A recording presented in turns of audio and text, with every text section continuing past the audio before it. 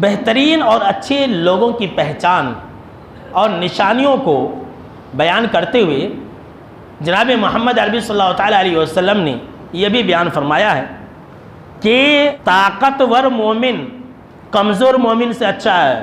جی ہاں، سن لیجئے، ذرا باڈی شاڈی بنا کر کے رکھیے، یہ نہیں کہ بریانی وریانی کھا کر کے اپنا پیٹ بھی خراب کر لے اور جسم بھی خراب کر لے۔ طاقتور رہنا، باڈی وغیرہ بنا کے رکھنا، یہ اللہ رب العالمین کو پسند ہے۔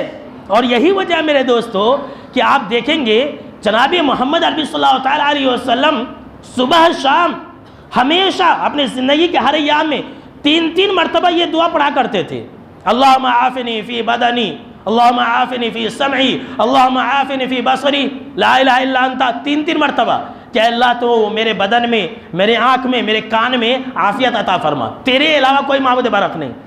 اسی طرح سے آپ صلی اللہ تعالیٰ علیہ وسلم نے کہا کہ اے لوگو، تم اللہ رب العالمین سے صحت و تندرستی اور عافیت کا سوال کرتے رہا کرو۔ کیوں؟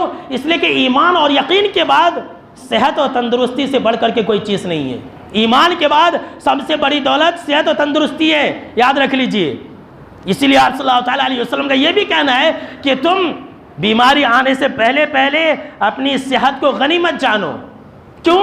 اس لیے کہ اگر انسان کمزور ہو گیا، جسمانی طور پر کمزور ہو گیا، تو انسان عبادت نہیں کر سکے گا، اور جب عبادت نہیں کر سکے گا تو انسان دنیا کے اندر بھی ہلاک و برباد ہوگا اور آخرت کے اندر بھی ہلاک و برباد ہوگا۔ اسی لیے جناب محمد عربی صلی اللہ تعالیٰ علیہ وسلم نے فرمایا المؤمن القوی خیر واحب الی اللہ من المؤمن الضعیف وفی کل خیر، کہ اللہ کے نزدیک طاقتور مومن، جی ہاں سن لیجیے، اللہ کے نزدیک طاقتور مومن بہتر ہے اور محبوب بھی ہے کمزور مومن سے۔ آخر میں آپ صلی اللہ تعالیٰ علیہ وسلم نے کہا وفی کل خیر، کمزور مومن کے اندر بھی بھلائی ہے، دونوں کے اندر بھلائی ہے۔ ایسا نہیں ہے کہ جو کمزور ہے تو وہ گیا گزرا ہے، لیکن کمزور بھی اچھا ہے، چلے گا، لیکن جو بہترین ہے، جو بہت اچھا ہے، اللہ جس سے محبت کرتا ہے، اللہ جس کو پسند کرتا ہے، وہ طاقتور مومن کو پسند کرتا ہے۔ کتنے ایسے لوگ ہیں کہ جب اللہ نے طاقت دیا ہے، جب اللہ رب العالمین نے صحت و تندرستی دی ہے، تو اللہ کی عبادت و بندگی نہیں کرتے، نماز روزے کا اہتمام نہیں کرتے، اور جب بوڑھے ہو جاتے، جب کمزور ہو جاتے، تب لگن لیتے اور تکلیف برداشت کر کے نماز روزے کا اہتمام کرتے۔ میرے دوستو، اس وقت کا انتظار مت کیجیے، بلکہ آپ جو ہے طاقت کو غنیمت جانیے، اور جب تک طاقت ہے، جب تک جوانی ہے، آپ اس کے اندر اللہ کی زیادہ سے زیادہ عبادت کر لیں۔ تو میرے دوستو، اچھے انسانوں کی لسٹ میں بہت سارے ایسے لوگ ہیں جن کو آپ صلی اللہ تعالیٰ علیہ وسلم نے اچھا کہا ہے۔ آپ صلی اللہ تعالیٰ علیہ وسلم نے کھانا کھلانے والے لوگوں کو بھی اچھا کہا ہے۔ آپ صلی اللہ تعالیٰ علیہ وسلم نے سلام کا جواب دینے والے لوگوں کو بھی اچھا کہا ہے۔